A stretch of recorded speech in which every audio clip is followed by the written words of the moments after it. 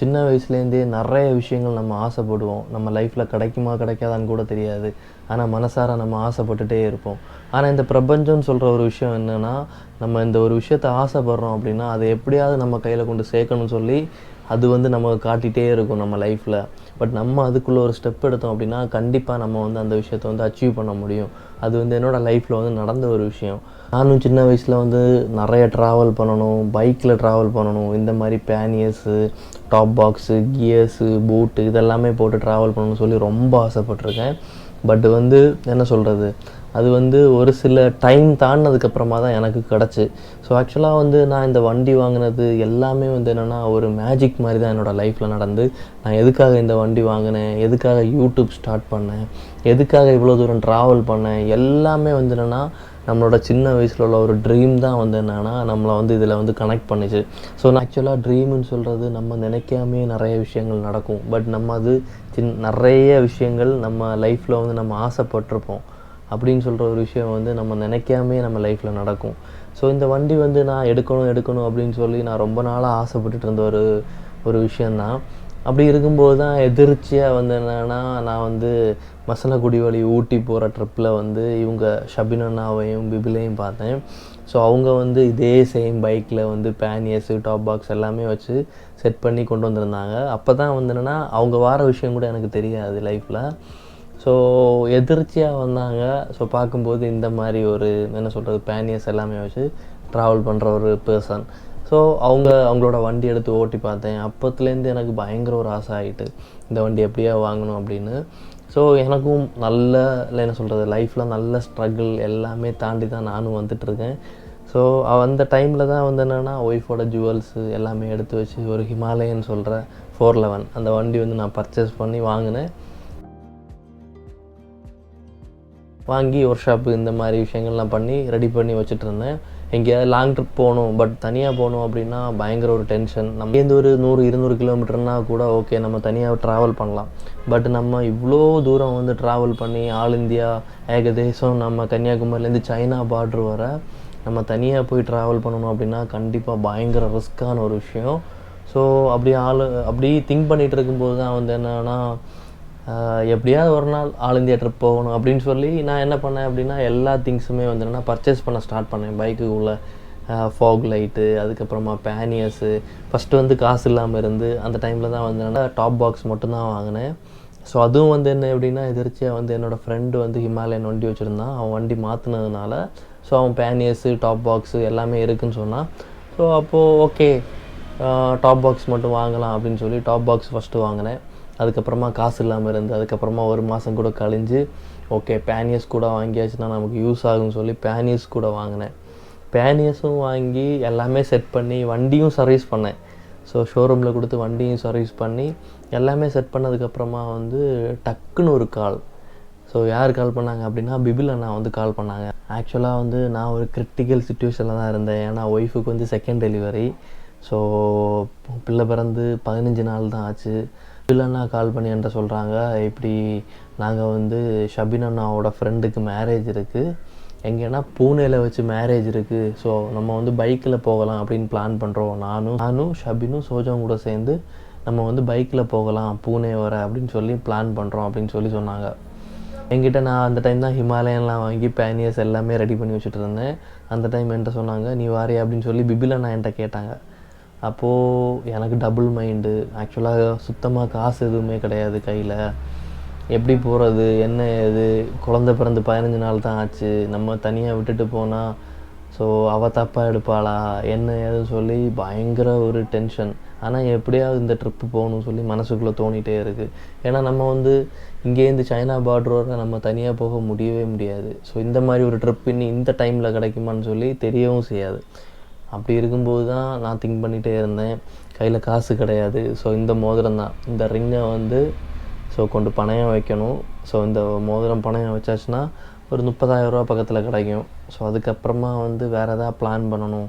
So அப்படின்னு சொல்லி think பண்ணிவிட்டு நான் ஆக்சுவலாக ஆல்ரெடி நான் திங்க் பண்ணிவிட்டு என்ன பண்ணேன் அப்படின்னா ஒய்ஃப்கிட்ட போய் கேட்டேன், டேய் இப்படி பிபில் அண்ணா என்னை கூப்பிட்ருந்தாங்க, ஷபின் அண்ணாவோட ஃப்ரெண்டுக்கு வந்து பூனேயில் வச்சு மேரேஜ் இருக்குது, ஸோ அவங்க எல்லாருமே பைக்கில் போகிறாங்க அப்படின்னு. அப்போது அவகிட்ட கேட்குறதுக்கே ஒரு மாதிரி இருந்தேன். ஆனால் 15 நாள் தான் ஆச்சு ஹாஸ்பிட்டல்லேருந்து வந்து. என்ன பண்ணேன்னு தெரில, பட் போகணும்னு மனசு சொல்லிகிட்டே இருக்குது. அந்த டைம் அவகிட்ட கேட்டேன் போகவா அப்படின்னு. அப்போ ஃபஸ்ட்டு அவள் சொன்னான், எப்படி போக முடியும், எனக்கு வேறு சப்போர்ட்டுக்கு அம்மா மாத்திரம்தான் இருக்காங்க, வேறு யாருமே இல்லை, போக முடியுமா, வேறு யாரும் சப்போர்ட் பண்ணுறது கூட இல்லை அப்படின்னு. ஆனால் எனக்கு போகணும். ஸோ இதுதான் என்னோடய மைண்ட் செட்டில் வந்து என்னென்னா, எனக்கு எப்படியாவது போயே ஆகணும். சிச்சுவேஷன் ரொம்ப மோசம், பட் நான் பண்ணது சரியாக தப்பானலாம் எனக்கு தெரியல, பட் எனக்கு போகணும்னு மனசில் சொல்லிகிட்டே இருக்குது. ஸோ அப்போ தான் என்னென்னா, நான் அவகிட்ட கேட்டேன் போகவா அப்படின்னு. அப்போ அவள் சொன்னால், உனக்கு மனசில் என்ன தோணுது அப்படின்னு என்கிட்ட கேட்டேன். அப்போ நான் சொன்னேன், எனக்கு போகணும்னு தோணிகிட்டே இருக்குது, இந்த மாதிரி ஒரு ட்ரிப்பு கிடைக்குமான்னு சொல்லி தெரில, அவங்க கூட போயாச்சுன்னா நல்ல எக்ஸ்பீரியன்ஸ் கிடைக்கும். அப்போ அவள் சொன்னால், ஓகே நீ போகிறேன்னா போயிட்டு வா, பிரச்சனை இல்லை, நான் மேனேஜ் பண்ணிக்கலாம் அப்படின்னு சொல்லி பயங்கர ஒரு சப்போர்ட்டாக இருந்தா. ஸோ நான் ஓப்பனாக சொல்லணும், நான் யூடியூப் ஸ்டார்ட் பண்ணதுக்கு கொஞ்ச நாள் முன்னாடி வர நான் அவகிட்ட ஒப்பீனியன் கேட்கும்போது நல்ல ஒரு சப்போர்ட் பண்ணேன். எனக்கு யூடியூப் ஸ்டார்ட் பண்ணு, நமக்கு ரெவென்யூ வரும், நீ வந்து ஸ்டார்ட் பண்ணி கொஞ்சம் மூவ் ஆயிடுச்சுன்னா கண்டிப்பாக நமக்கு வந்து சப்போர்ட் பண்ணுவாங்க நிறைய பேர் அப்படின்னு சொல்லியிருந்தா. அப்படி தான் நான் யூடியூபே ஸ்டார்ட் பண்ணேன். எனக்கு வைல்ட் லைஃப்பும் ரொம்ப பிடிக்கும். எத்தனை நாள் ட்ரிப்பாக இருக்கும் அப்படின்னு. ஸோ அவங்க சொன்னாங்க, மினிமம் ஒரு 30லேருந்து 40 நாளைக்குள்ளாடி நம்ம வந்து ரிட்டர்ன் வந்துடலாம் அப்படின்னு சொல்லி தான் நம்ம இங்கேருந்து கிளம்பணும் ஃபஸ்ட்டு. ஸோ அதுக்கப்புறமா டோட்டலாக நான் கம்ப்ளீட் பண்ணும்போது கிட்டத்தட்ட 65 நாள் ஆச்சு. ஸோ நான் வீட்டுக்கு வரும்போது கரெக்டாக 2 மாதம் முடிஞ்சு ஒரு 5 நாள் கூட எக்ஸ்ட்ரா. ஸோ 65ஆவது நாள் தான் நான் வீட்டுக்கே வந்தேன். ஸோ 30 நாள் ட்ரிப்புன்னு சொன்னாங்க. ஸோ அப்போவே வந்து என்னென்னா, எப்படி மேனேஜ் பண்ணுறது என்ன ஏதுன்னு சொல்லி எதுவுமே தெரில. ஏன்னா 30 நாள் நம்ம பிளான் பண்ணி கிளம்பணும் அப்படின்னா பயங்கர ஒரு ரிஸ்க்கான ஒரு விஷயம். ஏன்னா நம்மளை சுற்றி நிறைய விஷயங்கள் ரன் ஆகிட்டுருக்கு. ஸோ நான் வந்து இந்த குரு பிக்கிள்ஸ் இருக்குது இல்லையா, ஸோ அந்த பிக்கிள்ஸ் வந்து என்னென்னா இங்கே தான் நான் தான் டிஸ்ட்ரிபியூஷன் எடுத்து பண்ணிகிட்ருக்கேன். ஸோ அதை மேனேஜ் பண்ணணும். ஸோ அது வந்து டக்குன்னு யார்கிட்டையும் எடுத்து கொடுத்துட்டு வர முடியாத ஒரு விஷயம். ஏன்னா ஃபுல்லாக பைசா, ஸோ கேஷ் விஷயம்லாம் ஆனதுனால கரெக்டாக கணக்கு பார்த்து எடுத்துலாம் பண்ணணும். ஸோ அப்படி இருக்க சுச்சுவேஷனில் தான் வந்து என்னென்னா அண்ணா வந்து ஹெல்ப் பண்ணலான்னு சொல்லி சொன்னாங்க. ஸோ அதுக்கு அடுத்த டாஸ்க் வந்து என்ன அப்படின்னா, அமேசானில் வந்து நான் வந்து பிக்கிள்ஸ் சேல்ஸ் பண்ணிகிட்ருக்கேன். ஸோ அது வந்து யார் மேனேஜ் பண்ணுவாங்க அப்படின்னு சொல்லி யோசிக்கும்போது அண்ணாவோட ஒய்ஃப்கிட்ட நான் எல்லாமே சொல்லி கொடுத்தேன். ஸோ அவங்க சப்போர்ட் பண்ணாங்க ஃபுல்லாகவே. 2 மாதம் இப்படி தான் அவங்க வந்து ஃபுல்லாக சப்போர்ட் பண்ணி, நான் ஃபுல்லாக ஃபோனில் காண்டாக்ட் பண்ணி அப்படி இப்படின்னு தான் வந்து என்னென்னா ஃபுல்லாக மேனேஜ் பண்ணோம். ஸோ பயங்கர ஒரு டாஸ்க்காக தான் இருந்து 2 மாதமுமே. ஏன்னா அங்கேயும் இது பண்ணிகிட்ருக்கோம், நம்ம இங்கேயும் வந்து என்னென்னா பார்ப்பாங்களா என்ன இது எல்லாமே டென்ஷனாக இருந்து, பட் நல்லபடியாக வந்து ஹெல்ப் பண்ணி சப்போர்ட் பண்ணாங்க எல்லாருமே. அப்படி தான் வந்து என்னென்னா எனக்கு வந்து இந்த ட்ரிப்பே போக முடிஞ்சு. ஸோ கேஷ் இல்லை, நான் சொன்னேன் இல்லையா, ஸோ மோதிரம் பணம் வச்சோம். அதுக்கப்புறமும் திகையாது. ஏன்னா நம்ம ஒரு 30 நாள் போகணுன்னா கண்டிப்பாக 30,000 வச்சாலும் கண்டிப்பாக மேனேஜ் பண்ண முடியாது. அப்படி இருக்கிற டைமில் தான் வந்து என்னென்னா அடுத்த ஆப்ஷன் ஆகிட்டு, நான் இறங்குற அன்னைக்கு காலையில் credit card, so credit card வந்து ஒய்ஃபோட பேரில் அப்ளை பண்ணியிருந்தோம். ஸோ அந்த கிரெடிட் கார்டு வந்து எனக்கு காலில் கிடைக்கிது. ஸோ அப்போ தான் எனக்கு புரிஞ்சு இந்த பிரபஞ்சம்னு சொல்கிற ஒரு விஷயம் வந்து நமக்கு எவ்வளோ தூரம் சப்போர்ட் பண்ணுது அப்படின்னு. ஸோ நான் வந்து ஒரு ஸ்டெப் எடுத்தேன், அது வந்து எனக்கு நான் ஒரு ஸ்டெப் எடுத்ததுக்கு அதுக்கு எனக்கு வந்து 10 மடங்காக திரும்ப எனக்கு கொடுக்குது. ஸோ காசு இல்லாததுக்கு ஒரு ஆப்ஷன் கிடச்சி, எனக்கு ரிங்கு பணம் வச்சேன். அதுக்கப்புறமா வந்து கிரெடிட் கார்டு கிடச்சி.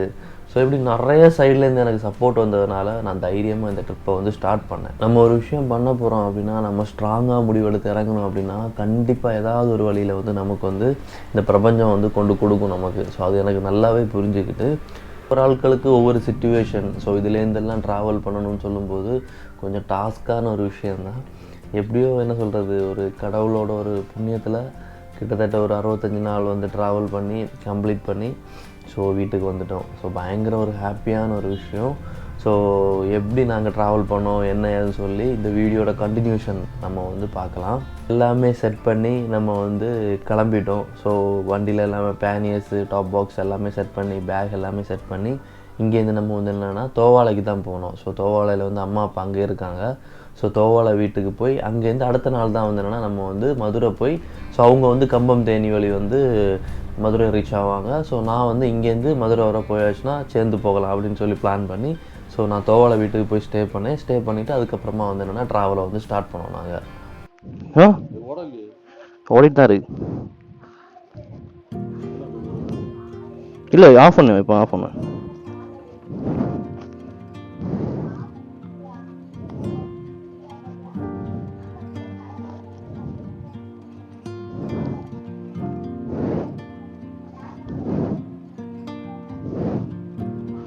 ஓகே, வேற ஒன்றும் இல்லையாம்மா?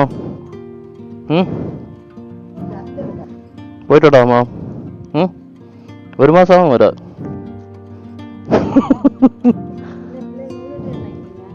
அது இதாக செய்யலாம், பார்ப்போம். போயிட்டு வரேன் ஃபஸ்ட்டு. ம், 90 தான் எடுக்கலாம். வேற என்ன செய்ய? பின்ன வேற என்ன செய்ய? வீடியோ ரெக்கார்ட் ஆகும். நீ போல அங்கே சொல்லதெல்லாம் வரும் யூடியூப்ல. அதுதான். சரி, போயிட்டோட்டா. இந்தம்மா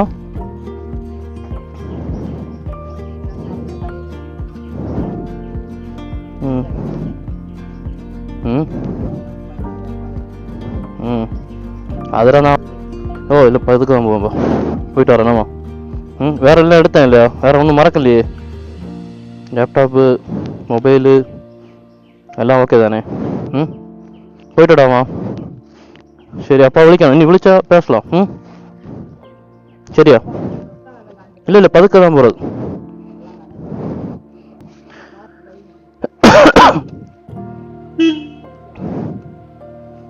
ம், அது ஒன்றும் குழப்பம் இல்லை. போயிட்டு வரேன். ம்,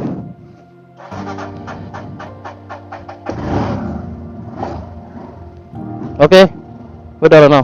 போயிட்டு வரேன். சரியாப்பா.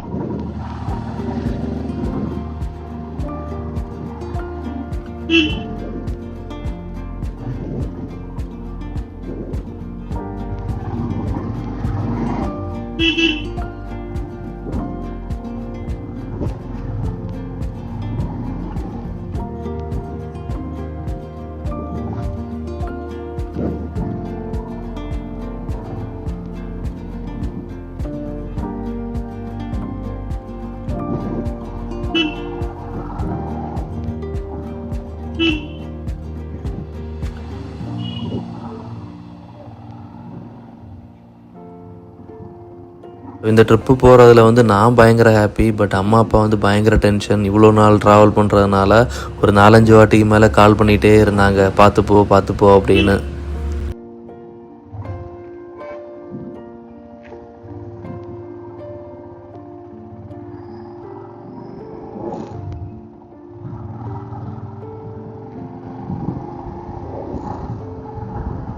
தோவாலையிலேருந்து ஒரு 10 மணி போல் நான் கிளம்பி ஒரு 2 மணி போல் நான் வந்து மதுரை ரீச் ஆனேன். ஃபுட்டு சாப்பிட்டு வந்தேன். தக்காளி சாதமும் ஒரு ஆம்லேட்டும் சாப்பிட்டுட்டு ஒரு 4 மணிக்கு ஒரு பக்கத்தில் அங்கே வெயிட் பண்ணேன், அந்த கடை பக்கத்தில்.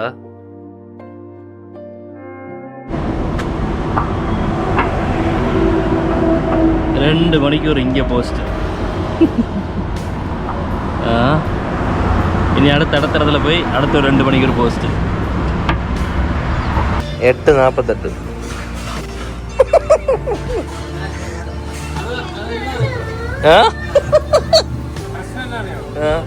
എന്റെ വാച്ച് കേടാണ്. സമയം അറിയത്തില്ല. ഇതിന്റെ ഫോണിലാണെങ്കിൽ നെറ്റില്ല. റോജയ്ക്ക് ഫോണില്ലല്ലോ, അതുകൊണ്ട് സമയം അറിയാൻ പറ്റും. ആരെ കാണാൻ പോയെന്ന് പറഞ്ഞ് പോയിട്ടുണ്ടോ? ஸோ அவங்கள மீட் பண்ணதுக்கப்புறமா ரொம்ப லேட் ஆனதுனால நாங்கள் வந்து நாமக்கல்னு சொல்கிற ஒரு இடத்துல வந்து ஸ்டே பண்ணோம். நம்ம நைட்டே ட்ராவல் பண்ணி ஏற்காடு போக முடியாதனால, ஸோ அது வந்து ஃபாரஸ்ட் ரூட்டு. ஸோ அதனால் நம்ம என்ன பண்ணுறோம் அப்படின்னா, நாமக்கல்லில் ஸ்டே பண்ணிவிட்டு காலையில் எழும்பி நம்ம வந்து ஏற்காடு போகலாம் அப்படின்னு சொல்லி பிளான் பண்ணி நாமக்கல்லில் நாங்கள் வந்து ஸ்டே பண்ணோம்.